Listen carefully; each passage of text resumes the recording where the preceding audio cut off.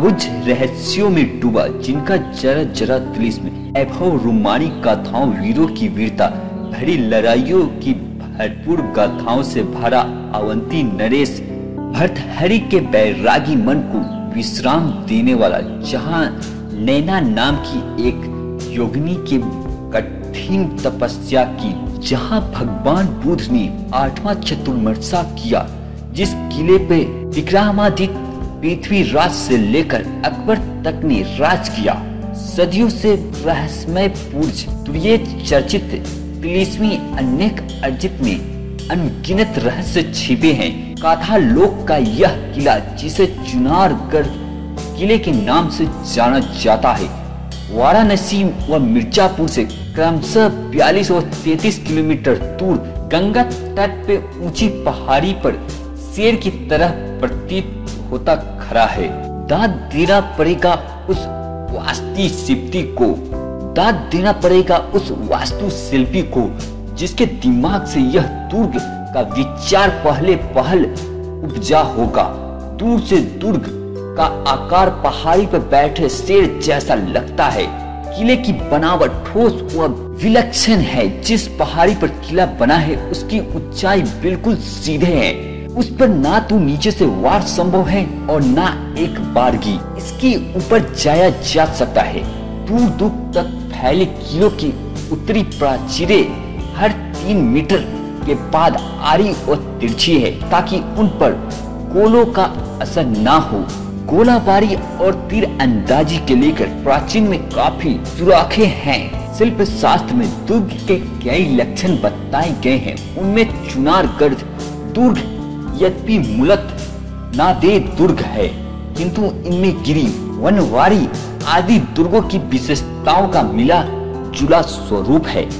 दक्षिण पश्चिमी दिशाओं में दुर्ग को स्पर्श करते हुए गंगा बहती है और पूर्व में चरगो नदी बहती है। ये नदियां दोनों ओर से किले को घेरे हुए है, इसलिए इस किले में बारिखा की जरूरत नहीं पड़ती। इस नदियों के बीच विंध्य पर्वत की ऊंची और कड़ी श्रृंखला पर चुनार का यह दुर्ग बना है। इस किले का स्वामी बनकर ही पूर्व व मध्य भारत पर नियंत्रण रखा जा सकता था। यही कारण था कि खानवा युद्ध विजय के बाद बाबर की नजर इस किले पर पड़ी। अकबर के शासन काल में इस किले का राजस्व 8 लाख रुपए था। तिलिस्मी गाथा लोक का यह किला 4.1.5 वर्ग किलोमीटर क्षेत्र में बसा है। प्रवेश के लिए पूर्वोत्तर और पश्चिमोत्तर भाग में 2 दरवाजे हैं, जिन्हें पूर्वी और पश्चिमी दरवाजा कहा जाता है। पूर्वी दरवाजा मुख्य है। इनमें प्रवेश करने पर लुभाने वाली नक्काशी किए लाल पत्थरों से निर्मित सिंह द्वार मिलता है। सदियों बीत जाने के बाद आज भी सिंह द्वार का सौंदर्य अप्रतिम है। इसे पार करने के बाद भीतरी भाग के सामना होता है। किले की लंबाई 800 मीटर और चौड़ाई 300 और ऊंचे 8 से 175 मीटर है। पर कोट की दीवार की चौड़ाई 2 मीटर है। पश्चिमी द्वार के पास एक पलटन पर अंकित दुर्ग के 76 दर्शनीय स्थल दर्शाए गए हैं।